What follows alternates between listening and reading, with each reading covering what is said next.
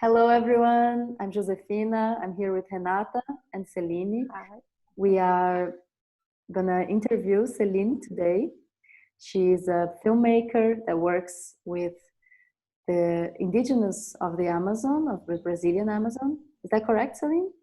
Yes. Yes, the Javari tribe. Yeah. Vale do Javari. Vale do Javari. Yeah, there's actually 6 different tribes. Oh. Yeah, and then the largest number of uncontacted people in the Amazon, and some people say in the entire world. That's amazing. I really want to know how you got there. I was just going to say how I met you. Actually, I didn't meet you personally, but I saw you in the Amazon Watch event that was happening online. That was really beautiful, with artists and a lot of revolutionary people talking about their work and how the Amazon is so important for the world in general. And it was really good to see how people are organized to protect the Amazon on the ways we can. And well, we know that the feminine energy and the forest energy are one, and we are all about female energy and how to protect this, how patriarchy has smashed down us. We have to really hold back to these roots. And I think the Amazon is like the biggest symbol of that in our nature. So, well, it would be really cool to hear how you got into your work with cinema and then how you arrived in the Amazon. Sure. Well, I come from a family, I'm a 3rd generation documentary filmmaker, starting with my grandfather, and my grandmother was on expedition as well, traveling the world from the 1950s and earlier and on. They first went to the Amazon in the early 1980s, and that's when I got a chance to go as well. I was 9 years old at the time. So I've always been surrounded by exploration and documentary filmmaking, and eventually it wasn't just documenting and exploring, it was about defending and protecting. So that's kind of where my exposure to documentary films really came in. I didn't study what I do. My undergraduate studies was in psychology because I was fascinated with the human mind and human behavior, why we behave the way we do, how do we influence, how do we shift and change different mindsets. And in my master's degree, I studied international and intercultural management, which was really about understanding intercultural relations. Again, because of a lot of travels and the way the world is, I was fascinated by how people from different cultures, different languages, but also different sectors of society, from nonprofit to for-profit, from different economic standings, how we communicate and how we understand each other. So those were my formal studies, but nature was always a part of my life because I was always surrounded by it through the explorations of my family and the documentary films. So it was really just a natural extension of me. I never saw myself separate from it. So I never had to learn that.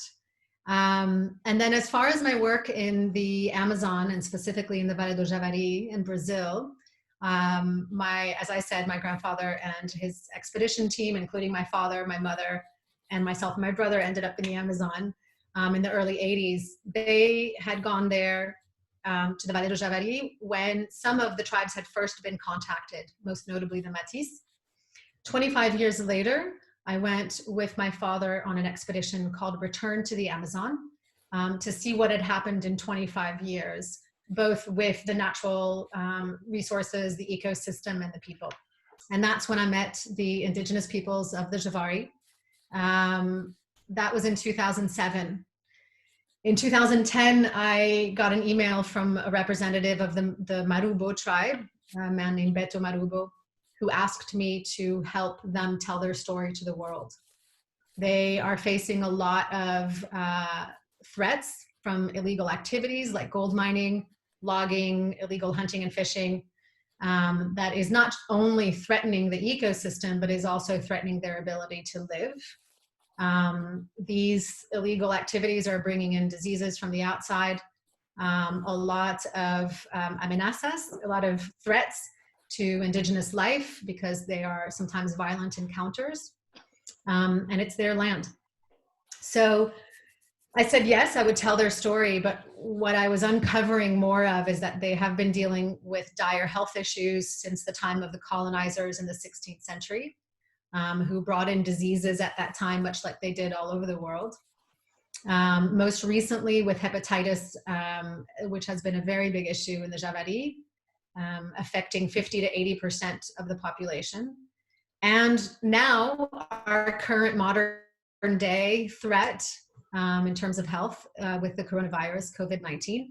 And so we're seeing a cycle that is repetitive in the history of the survival of indigenous people in the Amazon. So I felt I needed to honor their request for me to tell their story, but I wanted to do more. So the film, which you saw a little bit of in the Artists for Amazonia virtual event, is called Tribes on the Edge. And we don't have a release yet, but we've been showing it in different events and film festivals. And we're taking different action initiatives to bring support back to the indigenous people of the Javari. Nice. This is amazing, Celine. And I was wondering, when you were talking like about the message you want to pass with tribes in the edge, you know, like, because you were saying like they ask you to tell their story. So can you tell us a little bit, what story do you think is really important to tell? What message is important to tell in to others? And if you could tell us a little bit more about tribes in the edge. Sure. Well, the message is that everything is interconnected. Nature and humans are interconnected. Indigenous people, to all of us humans around the world. If you look at the indigenous territories, and I'll just take Brazil as the example, since this is where I'm working, there's no deforestation on indigenous land unless it's deforestation by illegal activities. So the indigenous people are living in balance and in harmony with this ecosystem. This is an ecosystem on which we all depend for the air that we breathe, since 20% of our oxygen approximately comes from the Amazon. So for me, it seems obvious that there's an international interest in the livelihood of indigenous people, not just for the sake of human life, which to me it should be enough, but for the sake of all human life, and for the sake of biodiversity and the sake of natural resources. So what the film tries to share is not just their personal story, but their survival in connection with our human survival around the world. And this goes back to something that's deeply rooted in what I grew up understanding, is that everything on this planet is interconnected. Something that happens across the world will affect us. If the ocean ecosystem is polluted and unhealthy, that will come back to us. And so it's in our interest to take an understanding of what's happening and take a stand to support the rights of indigenous people, to support the rights of nature. So the film really shares their personal story through my eyes as well, but hopefully brings it home to everybody watching it to understand, why is it important to you? And that's what I tried to do with the film, all while honoring their voices and the way they speak. I think it's important for us to note, a lot of times people say to me, oh, Celine, you give voice to the voiceless. And I say, no, I don't. They have a voice. They have very strong, clear voices. They just need allies to create bridges for those voices to be heard. And because I have a life of privilege, because I live in Europe and I'm a white woman and I'm carrying the name that I do, I'm given platforms on which to speak. And so for me, what I need to do to honor this privilege is to give that platform to someone else and say, let me be your bridge and your conduit so your voice is heard. I don't need to speak for them. I just need to be an ally. This is amazing. I totally agree with you. I study anthropology, so we have to be always aware of our positions, our being privileged and white woman, and talking to another communities that don't have this kind of privilege. And I was wondering about the part you said, like Amazon is really important to the world, and we know it. And I wanted to know, how do you see the impact of Amazon in our world? And what can we do to wake people and spread this message? Well, I think the impact of the Amazon and what's been happening there, just in general, you know, we've seen it from the most recent fires last year in January, February, which I think you probably know, but it's good to share with everyone. It's not new that these fires have been deliberately set in order to clear the land for agriculture. It's been increased in January, February, unfortunately, because there aren't a lot of favorable policies that support Indigenous people or support the environment right now. And so people are feeling empowered to go ahead and take it into their own hands and take control of land that is not theirs. It was a calling to people around the world to pay attention, but unfortunately it doesn't last very long. People will hear the news, they'll be horrified, they may react, they may support causes, and then a couple of months later, the attention span dissipates and goes away, but the threat doesn't, the problem doesn't. So I think that's the message I want to share. I don't want people to feel that my passion or your passion has to be theirs, because we aren't all the same, thankfully. I mean, the human diversity is just as important as nature diversity. But we do need to take action. And if we are sitting in front of a computer already, we're educating ourselves. It means we have a computer. It means we have access to information and education. And I think that's a responsibility to choose and decide what really matters to you and then move forward to taking action, whether it's donating to organizations or movements, whether it's voting in the politicians that are pro-environment, pro-human rights, whether it's utilizing your skills, whatever they are. You can be an accountant, you can be in public relations. All of those skills are necessary in order to help these movements and causes move forward. So hopefully the inspiration people can take from this is for them to look at themselves and say, what matters to me? And what can I give? How can I fight? How can I support? How can I be an ally? And to not feel like it has to be easy. Caring is not easy. Caring is hard because you have to wake up every morning and against all the bad news you hear, and as tired as you might feel, you have to make a decision every day. I'm going to fight today. I'm going to fight for what I believe in. And I take that resource from the people I meet in the field who are fighting every day because their very life depends on it. I don't have to have my life depend on it directly. I know that my life depends on the balance of what happens on this planet. And I also have an 8-year-old son. And I want to be able to say at the end of my life, I did everything I could to leave this place as healthy as possible for you and future generations the world over. Because my child represents all children. It's not about just him. It's about what we're doing for the next generation. So yeah, I mean, it's not always easy, and it shouldn't be, because we have to, tenemos que merecer estar aquí. I don't know how to say it in Portuguese, but we need to merit being alive and being here. And that's a lesson that I learned from Beto Marubo from the Vale do Javari. You have to earn it. Thank you. Yes, that's so important to talk about. And now that we are going through this anti-racist movement that we are learning so much, and people are fighting in the streets all over the world, that is so important. And the lesson that I hear a lot people saying is like, you have to take it personally in a way, because many times we just think of it and then we forget. But when we take it personally, then we feel it more in our bodies, and we feel like we should be part of this fight too. And thus, as white privileged all women and men, it's easy to just forget, because you're not part of this separation in society of white supremacy and everything. And now the people who are most engaged in the fight for anti-racism is the Black people. Mm-hmm. But the indigenous people are also part of this separation, and because most of them are in their land and they're far away from the big cities where everything happens. It seems that they are calmer and no one cares about them. And I think it's important to remind everyone that they are really endangered forever, really, since the white people came to Brazil. So it's a big fight, and I think the more we can create ways that we can participate in this, you know, transformation.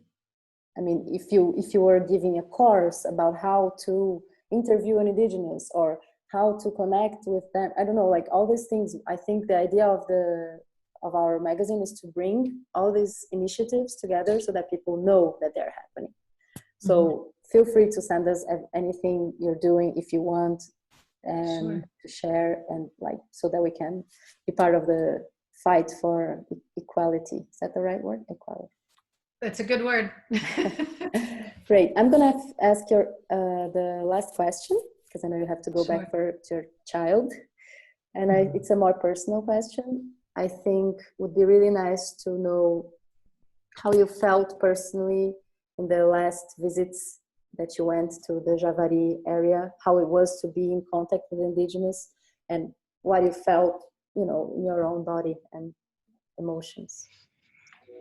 The last time I went was in November 2019, so not that long ago. And unfortunately, the situation is not getting better. Now with COVID-19, it's gotten worse. What I feel is desperation and anxiety. And, you know, having been confined and on lockdown for almost 3 months, or at least cautious for the last month, has really brought to light that I don't feel anxious about my own life. I feel anxious for the survival of other people. And being far away has brought up feelings of, it's not impotence, but close, of just not being able to get things done. But the truth is we can still advance even though we're far away. And I am lucky to have a team that really believes in this project, that the tangible actions we're going to put into place and the support we're bringing to the indigenous people on their request. I think it has to be clear that we don't do anything that they don't want or they won't ask for. We can do all of that from a distance. But the last visit in November, I showed them the film for the first time, which was quite nerve-wracking. We know we've shown the film in film festivals. We've been turned down from a lot of film festivals. We showed the film in events.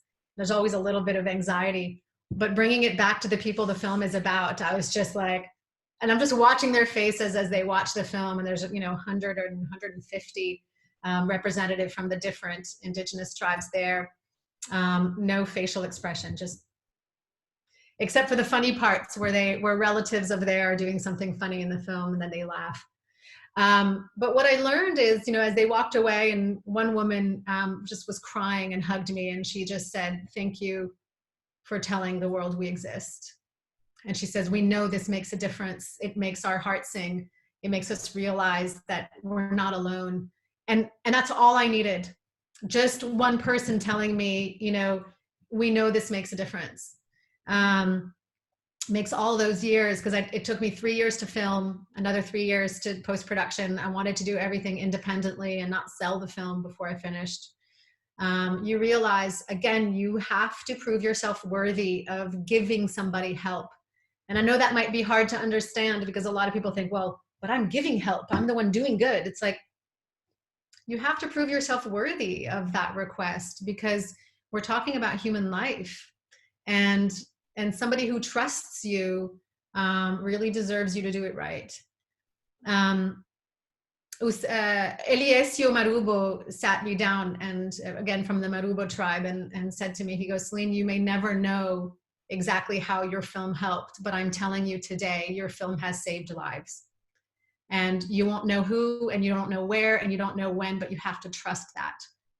And what that stands for me is this lesson that we won't always know how what we do helps, but it's kind of like karma. You have to put it out into the world. You put good energy out into the world. You put positive things in the world, and you have to trust that those positive things are felt and that they make a difference, because they do.